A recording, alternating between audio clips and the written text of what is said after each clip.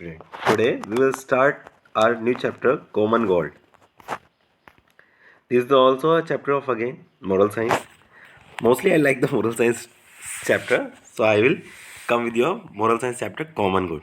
Let's start our story. So the worthy successor. High up in the hills of Assam was a famous temple. जो आसाम के जो hills हैं उसके ऊपर बहुत पहाड़ों के ऊपर एक फेमस टेम्पल था. The priest of this temple was greatly respected. और वहाँ का जो प्रीस्ट था, प्रिंस मतलब जो वहाँ के बाबा जी थे या पुजारी थे, of this temple was greatly respected as he grew older. पर जैसे जैसे उनकी एज ज़्यादा होने लगी, the priest started looking out for a successor. और वो अपने लिए एक सक्सेसर की खोज करने लगे. Who could take charge of the temple after him. और वो उनकी डेथ के बाद, उनके रिटायरमेंट के बाद वो उसका चार्ज संभाल सके. But much to his dismay. पर उनके पैनिक के पे ऐसा इस सक्सेसर को चूज़ करूँ या वो करूँ, इस कन्फ्यूज़न में क्या हुआ, एक दिन ऐसा डे आया कि वो एक्सपायर हो गए. And he could not find a single person suitable for the position. और न कोई सिंगल पर्सन ही सूटेड नहीं हुआ उस पोजिशन के लिए.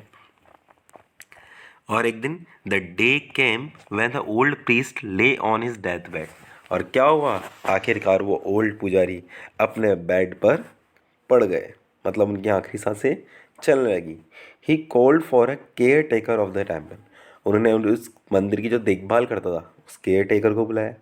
Holding his hand said, Gopan, after my death make sure that only a human being is chooses as the priest of this temple.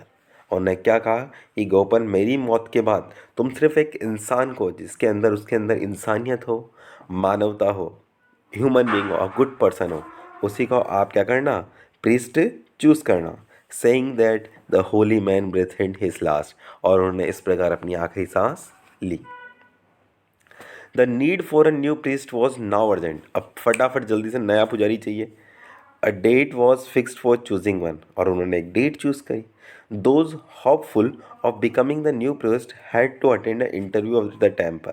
और सब जिनको भी प्रीस्ट बना था उन्हें अपना इंटरव्यू अटेंड करना था टेम्पल में.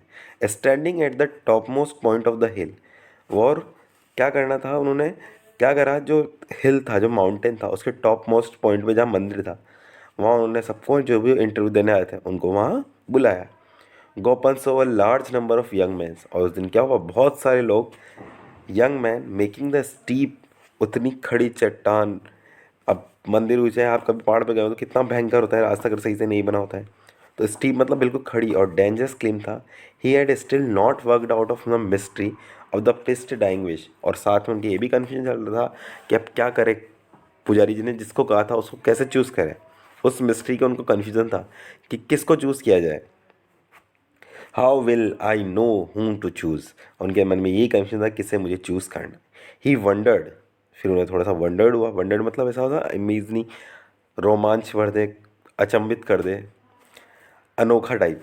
आई कैन टेस्ट देयर नॉलेज. या तो मैं उनकी नॉलेज का टेस्ट लूँ भाई, आपकी क्वालिफिकेशन क्या है. ऑफ द स्क्रिप्चर, वो भी किसकी, वेदों की, जो उनके पास बुक्स हो. And even check out their values, या फिर उनकी वैल्यूज़ चेक करूँ कि उनका कैसा मानना है. But the wise one definitely wanted me to look for something more. पर वो सोचा था कि मुझे कुछ और चाहिए, जैसा उसके दिल में जो कह रहा था कि मुझे कुछ और चाहिए. वॉट कुड इट बी, वो क्या हो सकता है. By the time the young man reach the temple. उसी टाइम पे यंग मैन आया. दे वर एग्जॉस्टेड. और जो सारे यंग मैन थे वो थक गए थे. Gopan gave them food and water. Gopan ने उन्हें फूड ऑफर किया, पानी पिलाया. वंस रिफ्रेश, उनका मूड थोड़ा अच्छा हो गया, थकावट ख़त्म हो गई. एंड रिकवर्ड, और वापस रिकवर्ड हो गए. They were asked to recite verses from the sacred texts. और उनसे क्या कहा गया कि उनको जो भी मंत्र आते हैं, ओम भूर्भुवस्सुवः वक्रतुंड महाकाय, इस प्रकार के जो भी उन्हें मंत्र मंत्र आते हैं या कोई वेद पाठ आता है वो सुनाओ. ईच यंग मैन, हर कोई यंग मैन इसकी कोशिश कर रहा था. तो each young man was better than other. और जो भी नया नौजवान आ रहा था उसके बाद जो अगला था वो और अच्छी बातें करता. They were equally good at handling the various priestly duties. और सब एक से बढ़कर एक थे कि आराम से वो पंडिताई संभाल सके, मंदिर का ध्यान रख सके. दे ऑल आर परफेक्ट, वो सब परफेक्ट थे. थॉट गोपन, गोपन ने सोचा, any one of them would make a good priest, कि कोई भी एक अच्छा पुजारी बन सकता है। वॉट डू आई डू, अब मुझे क्या करना चाहिए। जस्ट देन, उसी वक्त, अ टायर्ड यंग मैन, एक थका हुआ सा, लिम्प्ड, लिम्प्ड मतलब बिल्कुल, मतलब उसके पाँव लड़खड़ा रहे थे इधर सा, कि थक गया, चला नहीं जा रहा, जैसे आप 500 सीढ़ियाँ चढ़ लो मंदिर की, वैसे हालत हो गया। इनटू द टेम्पल कोर्टयार्ड, और वो क्या करा, मंदिर के आंगन में पहुंचा। It was easy to see that he was badly hurt, दिख रहा था कि वो बहुत बुरी तरह से बैडली हर्ट था। His cloth were torn in several places, उसके कपड़े जगह जगह से फट चुके थे।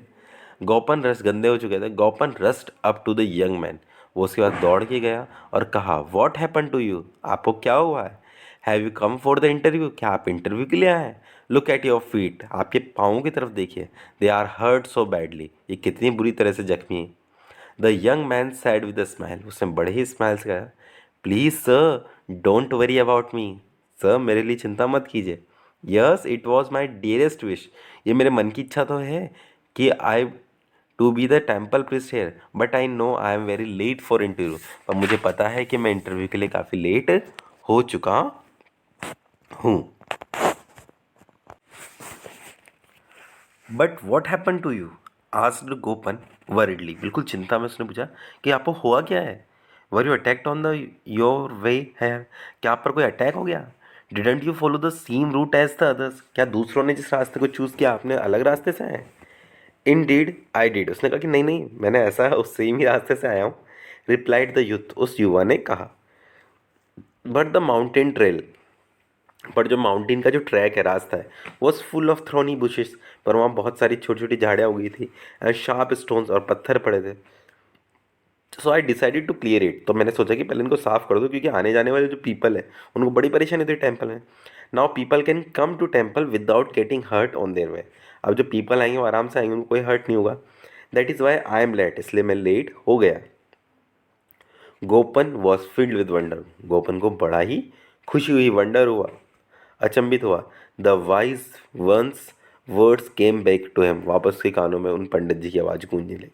Make sure that only a human being is chosen as a priest of the temple, the holy man couldn't have been clear, उस होली मैन ने क्लियर नहीं किया था। How could Gopan have not known what he has meant, अब उन्हें थोड़ा idea में लगा था कि वो क्या कहना चाहते थे।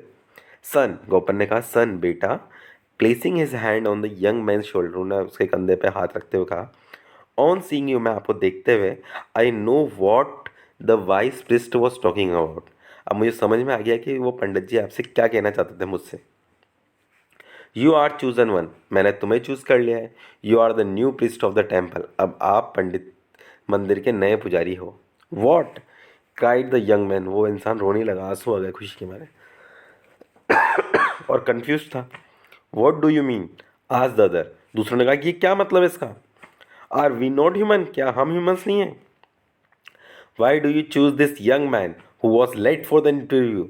गोपन लुकड एट देम काइंडली, उन्हें बड़े आराम से दूसरों की तरफ देखा, दया भाव से, अवेयर ऑफ हाउ डिसअपॉइंटेड दे वर, उसे पता था कि लोगों को गुस्सा आ रहा है कि वो यहाँ अपॉइंटेड होने आया था, उन्हें मना कर दिया। एंड एक्शन, उसने समझाया, ड्यूरिंग आर कन्वर्जेशन, हमारी जब बात चल रही थी, the wise priest use to say, तो जब भी हम पंडित से बात करते थे तो वो हमेशा ये कहता था कि animal knows how to avoid danger, कि जानवर को पता है कि खतरे से कैसे बचना है।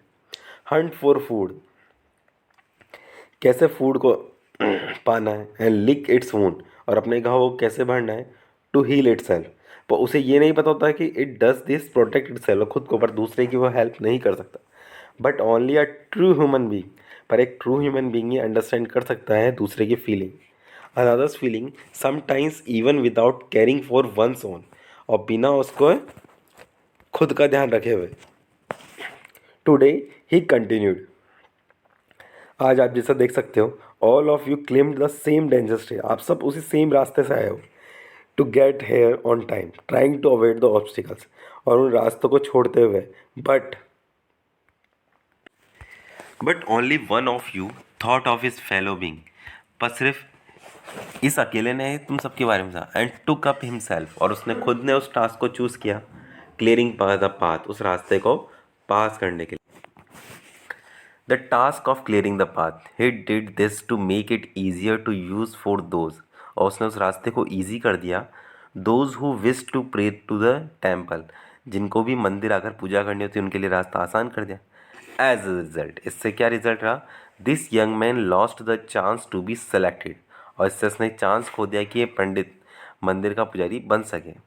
इट मैटर्ड टू हिम, यह वो चीज़ उसके लिए मैटर करती थी। But he put aside his desire, पर उसने खुद की इच्छा छोड़कर, क्योंकि वो बहुत बड़ा काम कर रहा था कि आने वाले वालों को कोई परेशानी ना हो।